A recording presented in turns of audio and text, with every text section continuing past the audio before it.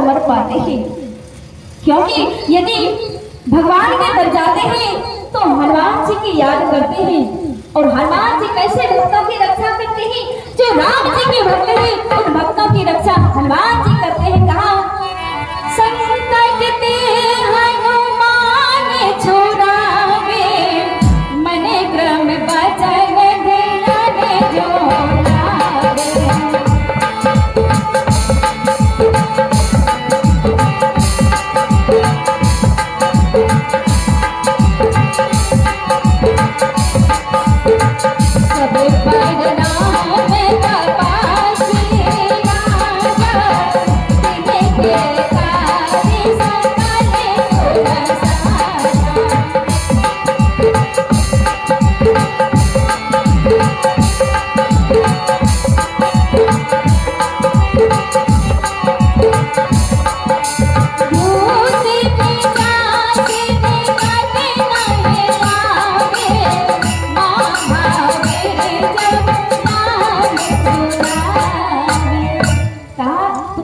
चौथी बात, तुम कहना कि तुम्हारे घर पर किसी भूत प्रेत की बात है और कहेगा हाँ हाँ भैया बाबा अब तो ये सही कह रहे हैं। लेकिन महाराज जी जो भगवान के भक्त होते हैं उन्हें किसी बात की डरने की कोई आवश्यकता नहीं।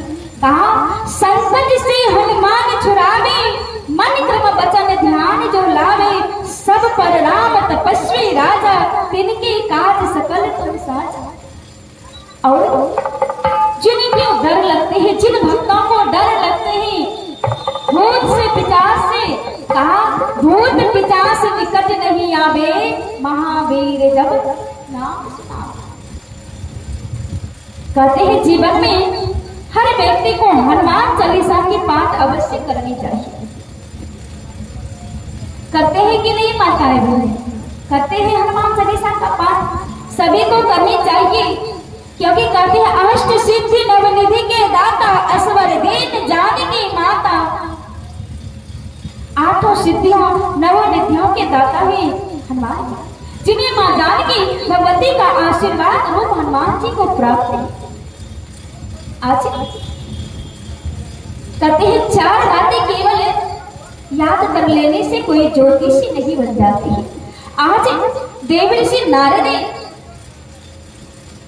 राजा हिमाचल के घर पधारे हैं और राजा हिमाचल हाथ जोड़ करके पति पत्नी विनती करते हैं, हे देवर्षि नारद आप हमारी बिटिया की भाग्य रेखा को देखिए कि इनके भाग्य में क्या लिखा है। क्योंकि ब्रह्मा जी भाग्य विधाता है, जन्म से पहले ही उनके भाग्य रच देते हैं और उनके हाथ में जो जितनी लकीर है उनके भाग्य की लकीर है। लेकिन आज जैसे ही देवर्षि नारद भगवती जगदम्बा पार्वती को सामने लाए, उनके हाथ को देवर्षि नारद अपने हाथ में लेकर के देखते हैं तो आज देवर्षि नारद राजा हिमाचल से कहते हैं, शैल सुलक्षण सूता तुम्हारी, नाम हुमायूं नाम हुमायूं बीका भवानी। शैल सुलक्षण सूता तुम्हारी, नाम हुमायूं बीका भवानी।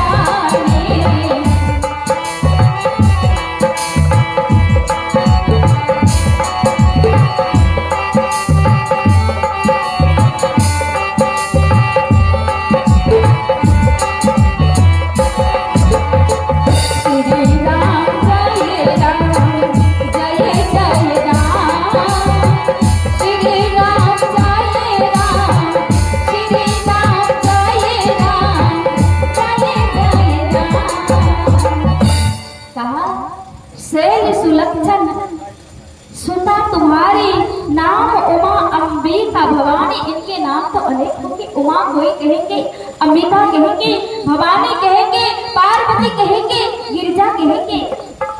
और इनके सारे लक्षण तो सर्वोपरि संपूर्ण हुई है। संतत प्रिय प्यारी, चिर औलाद असीस से हमारी यह संतान की प्यारी होगी, लेकिन अब इनके एक दो अवगुण इनके हस्त रेखा में है। माता मैना चिंतित हो गई कि महाराज जी मेरी बिटिया के भाग्य में अब अवगुण भी है, वह क्या है? कहा जब यह इसका विवाह होगा इनके वर के तरफ से अवगुण है, इनमें नहीं है, इनके वर में है। आपकी गौरी को जो दूल्हा मिलेंगे उन दूल्हे में अवगुण है, क्योंकि हर माँ पिता चाहते हैं आपकी बिटिया, हमारी बिटिया अच्छे परिवार में जाए, अच्छे घर में जाए, जहाँ जाने के बाद हमारी बिटिया को कोई कष्ट न हो। लेकिन आज मैया क्या सुन रही है कि हमारी बिटिया के वर में ही दोष है। हाथ जोड़ देते हैं कि रिसीवर क्या है दोष? आज देव ऋषि नारद कहते हैं देवी सुनो, आपके बिटिया के वर में क्या दोष है? कहा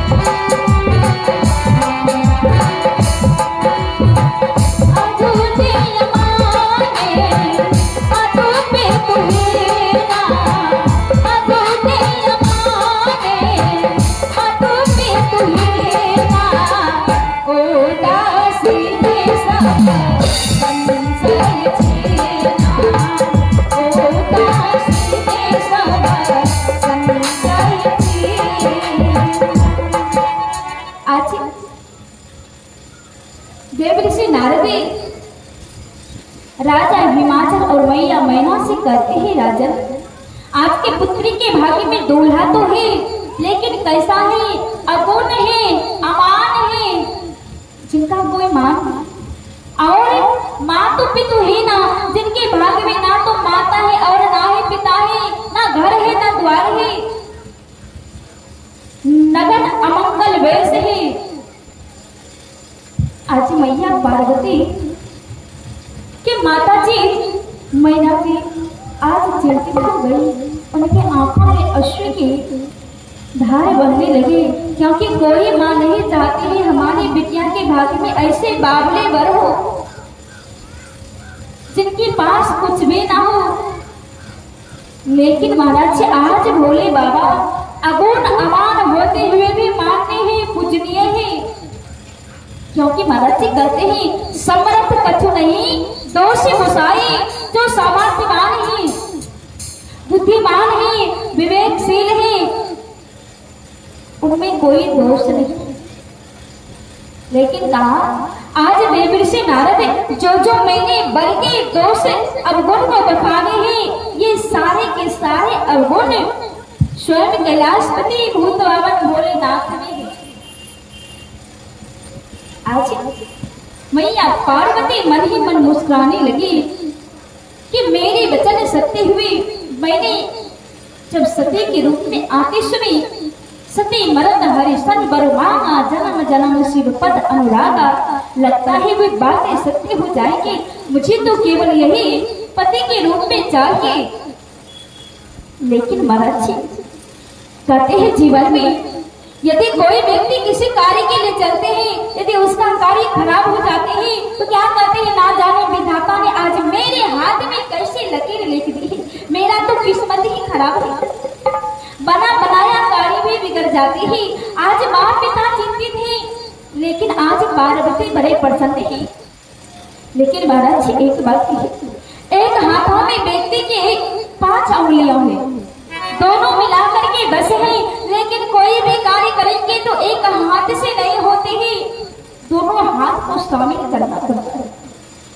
सबके जीवन में कोई कार्य पूर्ण होते हैं, लेकिन जो मन में ये सोचते हैं कि सुबह सुबह हम घर से चले और हमारी किस्मत खराब हो गई, जिस कार्य के लिए गए वह कार्य पूरी नहीं हुई, वह कार्य अधूरे हो गए, उनके लिए कहा 5 उंगलियों से पंजा बना, क्या राज छिपा है पंजे में।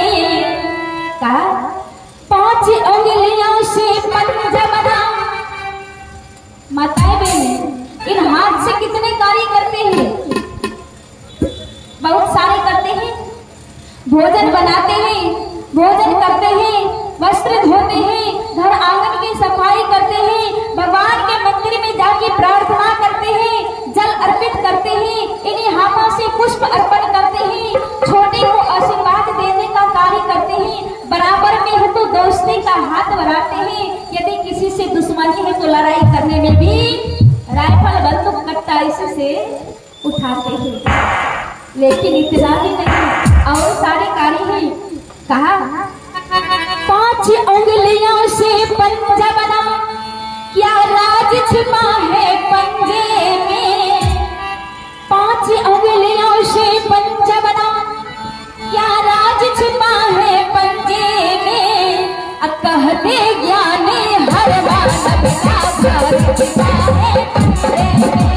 कहते ज्ञानी हर मानव का घर छिपा है पंजे में।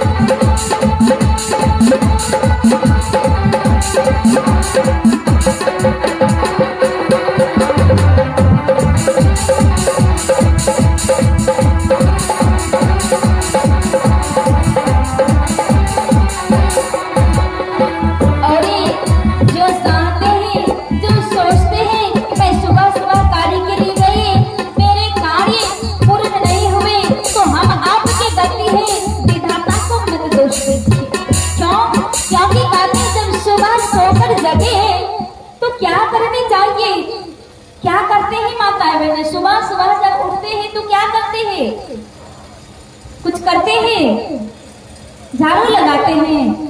सबसे पहले झाड़ू लगाते हैं कि क्या करते हैं। कहा जब सुबह सबसे पहले सोकर जगिए, अपने बिछावन पर बैठ जाइए आराम से। बैठने के बाद यदि आपके कमरे में शयन कक्ष में एक भी भगवान की अवश्य तस्वीर लगाकर रखिए, नहीं है तो अपने इस मंदिर में बसाकर रखिए और बैठ करके अपने दोनों हाथ को सटाइए, ऐसे अपने दोनों हाथ को सटाइए और मंत्र आते हैं तो मंत्र के साथ इस अपने हाथ का दर्शन कीजिए। और इसका मंत्र है कराग्रे वस्ते लक्ष्मी, कर मध्य सरस्वती, कर मूले तो गोविंदा, प्रभाते करे दर्शनम। इस कर का अर्थ है हाथ। आपके हाथ में लक्ष्मी सरस्वती गोविंद हरि सभी का वास है। यदि घर में तस्वीर नहीं है, अपने हाथ को सटाइए, दर्शन करके इस मंत्र का जाप कीजिए और मन ही मन प्रभु को प्रणाम कीजिए। फिर उसके बाद आप अपने जीवन के आगे के दिनचर्या के कार्य में लगिए, भगवान का नाम जाप करते हुए। फिर देखिए आपके जीवन के सारे कार्य मंगलमय हो जाएंगे। फिर ये